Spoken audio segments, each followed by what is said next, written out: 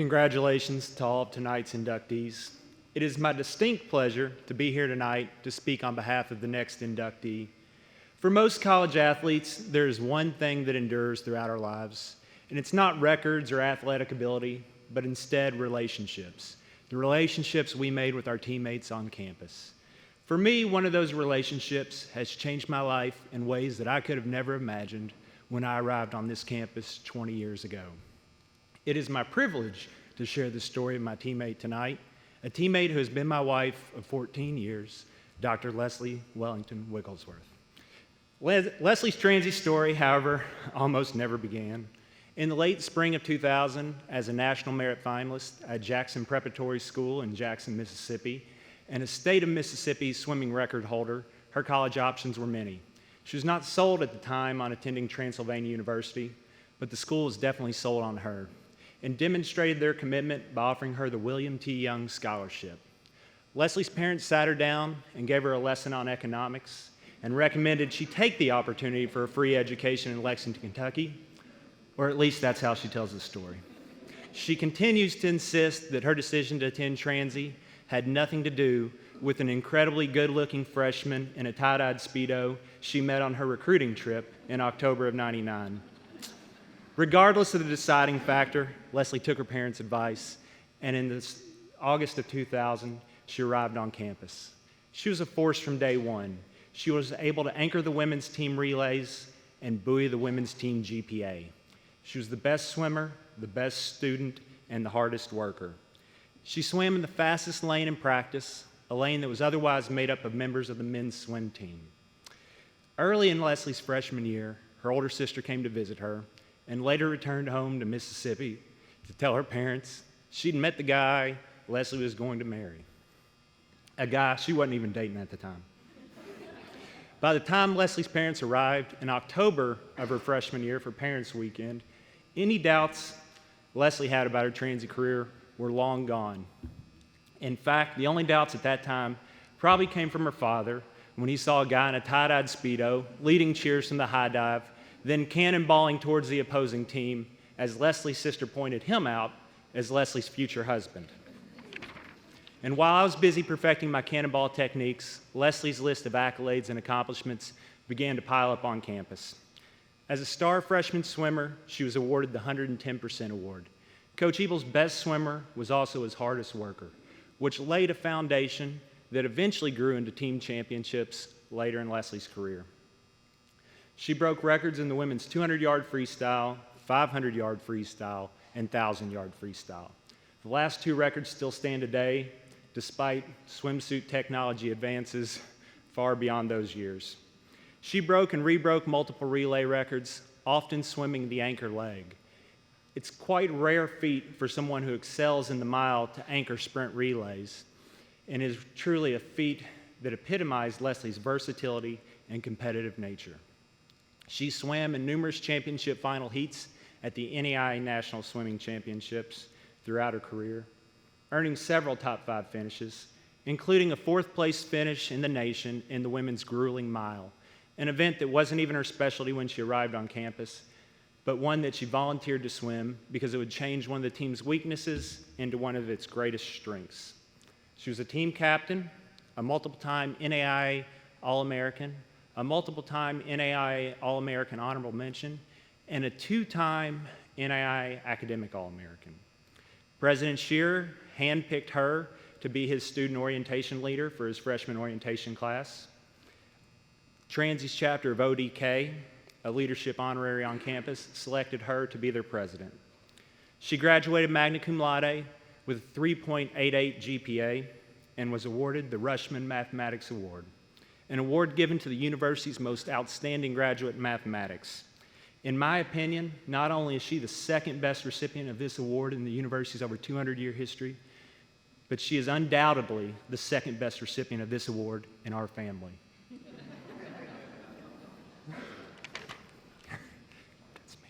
I distinctly remember the first big race of Lesley's transy career, an event where she still holds the school record, the women's 500-yard freestyle. It was December of her freshman year at our Winter Invitational, which was our biggest meet of the first half of the year. The championship heat pitted a freshman Lesley against the best swimmers from our biggest rivals, as well as the top swimmer on our own team coming into that year, a senior and former Division I swimmer. For our team, it was probably the most anticipated event of the entire weekend, and it didn't take long in the race to see that this freshman from Mississippi was losing, and losing badly. Obviously, I didn't know her as well then as I do now, but over that 5 minutes and 15 seconds or so, I got a glimpse of something I've seen many times since: Lesley's determination. By the halfway mark, the other swimmers had to have thought that they had her beat. But as the race began to wind down, she attempted to come back. With each length of the pool, she edged closer to the leaders until finally she pulled even. At that time, the competition realized what I now know: Lesley wasn't quitting. The last 100 yards, she broke the spirit of everyone in the pool. As they slowed, she gained speed, ferociously sprinting to the finish, cruising to victory, and smashing the school record by 2 seconds.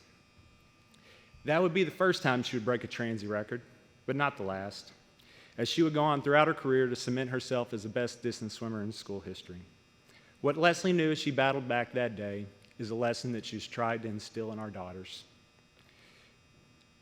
The race wasn't won in the pool that evening. It was won in the pool every morning at 6 a.m. and every afternoon at 4 p.m. It was her hard work that elevated her above her competition then, and has propelled her to great heights throughout her life. Since her time at Transy, Lesley's continued to be prolific, earning a master's in mathematics and a PhD in applied and industrial mathematics at the University of Louisville in just 4 years. Lesley received a fellowship to work in the Jefferson County schools through the National Science Foundation, where she modeled the importance of women in mathematics to young students. As a college professor, she was sought after by top academic institutions across the country. She has raised 2 daughters who share her intelligence and swimming ability. Lesley has set a pace in life that is as unrelenting as the one she set in the pool. It is a pace that has pushed me to be my best every day for the past 19 years. I hate to be profane at such a lovely event, especially with my young daughters in the crowd, but I must, to discuss some of Lesley's most recent accomplishments. Girls, you need to cover your ears. I'm about to say a bad word. Lesley is now a professor of mathematics at Center College. I know it was hard for me to come to terms with as well, but I take solace in the fact that Center math students are now finally able to get a good Transy education.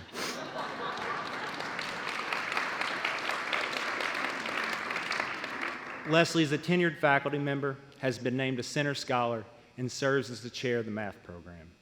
She is known as an excellent teacher, a respected colleague, and a leader on campus. Theodore Roosevelt once said, "The greatest prize that life has to offer is the opportunity to work hard at work worth doing." Lesley has worked hard at every aspect of life, whether it has been as a swimmer, a student, a teammate, a professor, a friend, a wife, or most importantly, the area where she has received the greatest prize in her life, as a mother. There could be no better example to our 2 daughters of what it is and what it means to be a strong, intelligent, independent, hardworking, successful woman than Dr. Lesley Wigglesworth. I'll end my time with a story that illustrates her influence over our girls. A few years ago, we were in the car with our 2 daughters, Anna, who was 6 at the time, and Ellie, who was probably 4. We asked the girls what they wanted to be when they grew up, and Anna, without hesitation, said she wanted to be the first female president of the United States of America. The response didn't surprise me because she has had the opportunity to witness the strength and determination of her mother. She has seen that her mother has never set limitations on herself, and Lesley's actions and accomplishments have ensured that our daughters will not be contained by a glass ceiling. After Anna's response, feeling like the best parents on the face of the planet, we turned to Ellie and asked her what she wanted to be when she grew up. And she said without hesitation, "A lion," and roared. Her response did not surprise me either, because her father used to stand on top of a high dive in a tie-dyed Speedo and yell. And after 19 years, I'm happy to still be the #1 cheerleader for the next member of the Transy Athletic Hall of Fame, my teammate, Dr. Lesley Wellington Wiglesworth.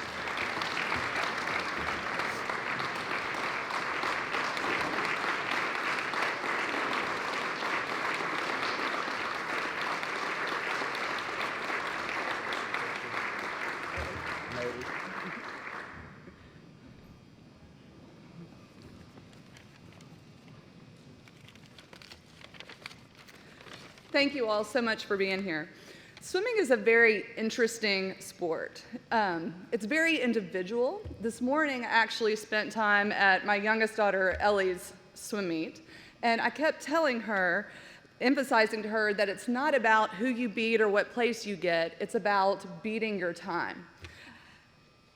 When you're younger, you're racing only against yourself, but as you get older, you continue to make individual progress, trying to beat your own times and race against yourself. But there comes a moment for every single swimmer where you're swimming for something more than just yourself. Perhaps it's your coach who mentors you and encourages you and critiques your strokes. Perhaps it's your parents who wake up to get you to 5 a.m. swim practices, only to pick you up a few hours later, do it again in the afternoon, and then again on Saturday morning. Or perhaps it's your teammates who cheer for you when you step on the block, push you in practice, and count your laps behind your lane. When I entered college, I didn't think that I was going to be as fast as a swimmer as I was in high school. I was pretty burnt out. But the second I stepped foot and became a member of the Transylvania swim team, the environment and the support I received from my teammates was invigorating. Michelle Doolin, Kim Painter, the 2 team captains my freshman year, Emma Sowards, Megan Pence, Erin Melville, and the Tweedledum to my Tweedledee, Erin Mayer, were all amazing teammates during my first year. But there were other teammates that pushed me in the pool. Josh, we didn't talk about what we were saying. I talked about the 500 freestyle race. Tess, the first record that I got. Tess Larimore was a senior, and she held several team records at the time that year. And it was the first time we ever swam against each other. What Josh didn't tell you is that Tess also broke the record during that race. And what stands out to me, one of the things that I remember the most, is that Tess, even though I won, the record became mine, but she was genuinely happy for me. She congratulated me, and it was sincere. At Transy, swimming wasn't an individual sport anymore. It all of a sudden became a team sport. So Transy was the first time I actually swam for my teammates and didn't just swim for myself. It was the first time I remember thinking that I had to beat someone, not for me, but for my fellow partners in the pool. So let me share with you one of my favorite memories. It was my senior year. We were swimming our arch rivals, the University of the Cumberlands at that time. Our teams were very competitive. They had some really strong swimmers. We had some really strong women's swimmers. We knew the meet was really close, and going into the last individual event, the 200 breaststroke, we had figured out that in order for Transy to win, we had to go first, second in the race.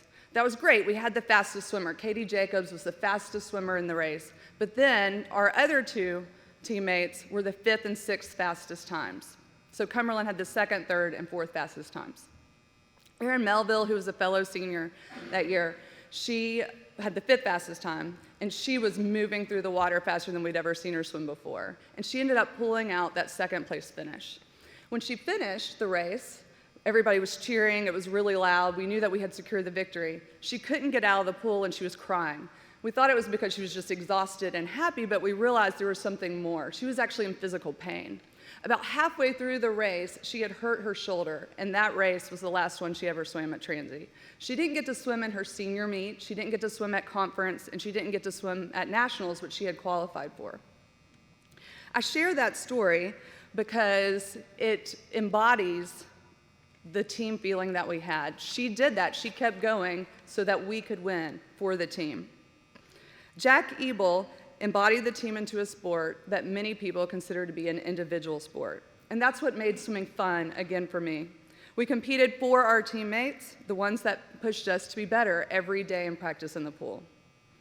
It's difficult for me to think about my experience swimming without thinking about my experience as a student at Transy.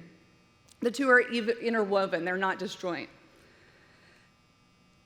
So my job as a college professor, I often encourage my students to reflect on their learning, how they spend their time, and their performance. In turn, it leads me to reflect on my experience in college. I first stepped foot on Transy's campus in October 1999, just over 20 years ago. My dad and I were doing a college tour. We visited Transy, we visited Center, we visited Washington and Lee, kind of along our route. And to be honest, despite liking everybody that I met that trip, I didn't really like Transy. As you heard, I even met my husband on that trip. A few months later, when I was invited to interview for the William T. Young Scholarship, I almost didn't come. But I'm glad I did, because that trip changed my life. When I arrived on campus in, I guess it was August of 2000, I loved everything about it. I quickly became immersed in my academics, in the swim team, and with extracurricular activities. I also met a lot of people that impacted my life and were instrumental in shaping my future. Dave Choate, Mike Levan, Kim Jenkins, and Amy Maupin. I owe those 4 people a huge thank you for faculty members. They made me a stronger thinker, they taught me how not to be complacent, and they taught me how to challenge myself. To my husband, Josh, who I was fortunate enough to swim with for 3 years and study math with for 3 years, he led the swim team as a captain for 3 years, and I got to see his leadership. Josh encouraged me in swimming, and he encouraged me in academics. When I broke a record, I'm pretty sure he was more excited than I was. And I'm lucky that he's still with me, supporting me, and encouraging me today. And to Jack Ebel, who I wish could have been here tonight. He's one of the most generous and caring people that has ever stepped foot on this campus. He's a Transy alum and the only swim coach when I swam that this school knew.